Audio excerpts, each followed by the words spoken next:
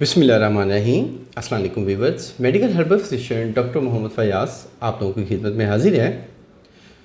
Constipation क्या है, इसकी वजूहात क्या हैं, कॉन्स्टिपेशन से कौन कौन सी बीमारियां जन्म लेती हैं, कॉन्स्टिपेशन से रिलीफ के लिए हम कौन कौन से फूड्स का इस्तेमाल करें तो हमें रिलीफ मिले कॉन्स्टिपेशन से, इसके हवाले से तफसील से आज मैं टॉक करूँगा।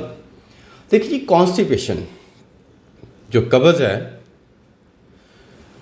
आंतों का खुश्क हो जाना, स्टमक में फ़ाइबर की मकदार कम होना, आपकी बॉडी में फ़ाइबर की मकदार कम होना, खुश्की की ज़्यादती, स्टूल पास करेंगे तो बहुत ज़्यादा पेन फील होना या स्टूल बहुत ज़्यादा हार्ड आना, कॉन्स्टिपेशन के ज़ुमरे में आता है। अब कॉन्स्टिपेशन जी होती क्यों है? अगर आप पानी का इस्तेमाल कम करते हैं, अगर आप लोग बारबेक्यू का इस्तेमाल करते हैं, गोश्त ज़्यादा खाते हैं तो कॉन्स्टिपेशन होगी। अगर आप फ़ाइबर कम ले रहे हैं, फ़ाइबर की मकदार आप कम ले रहे हैं, कम कर रहे हैं तो भी बॉडी में खुश्की होगी, वेन में खुश्की होगी, बड़ी आंत में खुश्की होगी। अगर मुसलसल कॉन्स्टिपेशन रहे तो वो पेशेंट बवासीर की तरफ जाएंगे। यानी कि ऐसे हज़रात जिनको कॉन्स्टिपेशन मुसलसल रहती है उनको बवासीर लाजमी होती है और उसके बाद वो तरह तरह के ट्रीटमेंट्स लेते हैं और ऑपरेशन की तरफ भी जाते हैं, फिर भी रिलीफ नहीं मिलता। एक्चुअली मेन रीज़न ये है कि जहाँ से बीमारी स्टार्ट हुई है हम उसको क्यों नहीं कंट्रोल करते। अब पाइल्स के पेशेंट हैं जी, हमने फ़लाँ जगह से ट्रीटमेंट करवाया जी, हेमोराइड हो गया जी, ठीक है जी, मस्से निकल आए, बहुत तकलीफ़ होती है जी, ऑपरेट करवाया, 2-3 महीने रिलीफ रहा, बड़े सुकून में रहा, फिर वैसे हो गया। देखिए जो कॉन्स्टिपेशन है जिस वजह से हुई है उन वजूहात को ख़त्म क्यों ना किया जाए। अब जो सबसे बड़ी जो रीज़न्स हैं कब्ज़, देखिए कब्ज़ कहते हैं जी तमाम बीमारियों की जड़ है, बीमारियों की माँ भी है। अगर बॉडी में कब्ज़ होगी तो नंबर 1 चिड़चिड़ापन आएगा, बॉडी में खुश्की हो जाएगी, 3rd नींद कम हो जाएगी, 4th गुस्सा ज़्यादा आएगा, 5 जिस्म में ट्यूमर किसी हज़रात का बनता है, किसी का नहीं, बट मोस्टली जो स्टडी में आया है कि 70% जिनको कॉन्स्टिपेशन 7 से 2 साल आ जाए कहीं ना कहीं उनको कोई स्टोन बन जाता है, पथरी वगैरह बन जाती है, ये ट्यूमर वगैरह बन सकता है। 5 बवासीर होगी। 7 जो आपका लीवर है ब्लड बना रहा है, ब्लड में कमी होगी, हीमोग्लोबिन कम होगा, भूख कम लगेगी और कुछ खाने पीने को दिल नहीं करेगा, यूरिन का कलर येलो होगा। इसके साथ साथ और लातादाद ऐसी बीमारियां हैं जो जन्म लेती हैं।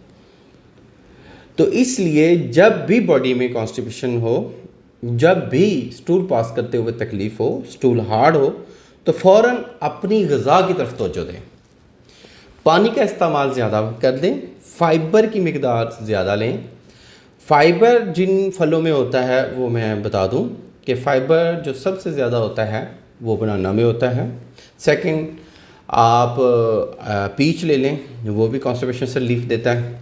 आड़ू का इस्तेमाल, कीवी वो भी कॉन्स्टिपेशन से रिलीफ देती है। और इसके साथ साथ है वो क्या कहते हैं जी इसको, एप्पल। अब जो बंदा 1 से 2 एप्पल खाएगा वो कब्ज़ का पेशेंट कहला ही नहीं सकता, कब्ज़ हो ही नहीं सकती उसको। अब जो लोग गोश्त खो रहे हैं, गोश्त का इस्तेमाल ज़्यादा करते हैं, गोश्त बहुत ज़्यादा खाते हैं, सब्ज़ियों का इस्तेमाल नहीं करते, तो वो लोग अपनी ग़िज़ा पे तवज्जो दें। गोश्त अगर खाते हैं तो उसके साथ फिर फ़ाइबर की मकदार बढ़ा दें। अब वैसे हज़रात देखें, नहीं जी हम जी दूध नहीं पीते जी, हम बनाना नहीं खाते जी, वेट गेन हो जाता है। देखिए जी, बनाना तो वेट तब गेन करेगा जब आपकी बॉडी में एक्स्ट्रा कैलोरीज होंगी। 2 से 3 बनाना या 4 बनाना आपका वेट गेन नहीं करेंगे, क्योंकि 4 बनाना आपकी कैलोरीज इतनी की देंगी जो आपको डेली बर्न हो जाएंगी।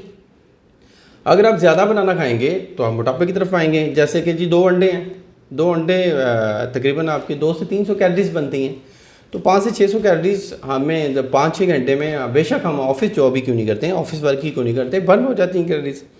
तो एक्स्ट्रा कैलोरीज होंगी वो बॉडी में स्टोर होंगी। और एक और चीज़ बता दूं कि जब तक कॉन्स्टिपेशन रहेगी तो वेट बढ़ेगा।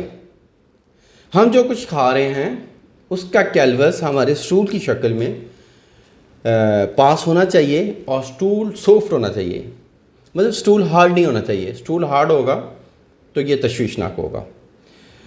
देखिए जी, आप एक तो ये मैंने फल बता दिए हैं। सब्जियों में अरवी का इस्तेमाल करें, सब्जियों में गोभी का इस्तेमाल करें और इसके साथ साथ कद्दू का इस्तेमाल करें, बहुत लीव लेता है। ऐसे आज़ाद हलीम का इस्तेमाल करें, चिकन हलीम खाएं या मटन हलीम खाएं और फ़ौरन वो स्टूल को सॉफ्ट करेगी।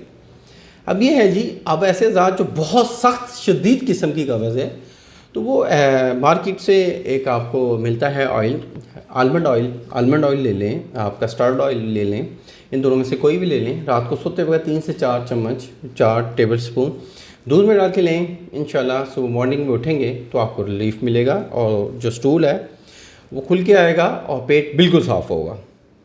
अब ऐसे हजरात कहते हैं जी हमने स्टूल पास किया है, उसके बाद भी हमें वो नहीं फ़ील हुआ कि जी हमारा पेट अच्छे तरीके से खाली हुआ है। तो अच्छे तरीके से आप पेट को खाली करना चाहते हैं तो खाना खाने से 15 मिनट पहले 1 से 2 गिलास पानी लाजमी पिएँ और ख़ाना खाने के आधे घंटे के बाद भी 1 से 2 गिलास लाजमी पिएँ। सिगरेट पीते हैं तो सिगरेट के फ़ौरन बाद 1 गिलास पानी ज़रूर पिएँ और सिगरेट पीते हैं हजरात वो 1 से 2 गिलास लाजमी दूध का इस्तेमाल करें। अगर तो वेट ज़्यादा है तो फिर छिलका स्पगोल की तरफ आ जाएँ। छिलका स्पगोल जो है वो भिगो के तकरीबन कम से कम 15 से 20 मिनट भिगो के रखें। जब वो फूल जाए तब इस्तेमाल करें। देखिए जी, छिलका ड्यूल काम करता है। अगर आप खुश्क छिलका लेंगे तो कब्ज़ करेगा, अगर आप उसको थोड़ा पानी में डिप करेंगे, 15-20 मिनट भिगा रहने देंगे और उसके बाद लेंगे तो वो कॉन्स्टिपेशन से रिलीफ देगा। तो इसलिए कब्ज़ कुशा भी है और कब्ज़ करता भी है। जैसा कि बनाना, आप 1 बनाना खाएंगे या 1.5 बनाना खाएंगे तो कब्ज़ करेगा।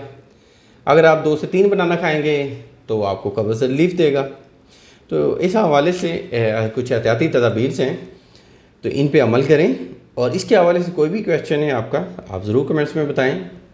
आप अपने कंप्लीट एक प्रॉपर ट्रीटमेंट चाहते हैं तो आप हमारे क्लिनिक को ज़रूर विज़िट करें। अल्लाह आपका हामी और नासिर हो। शुक्रिया, जज़ाकल्लाह, अल्लाह हाफ़िज़।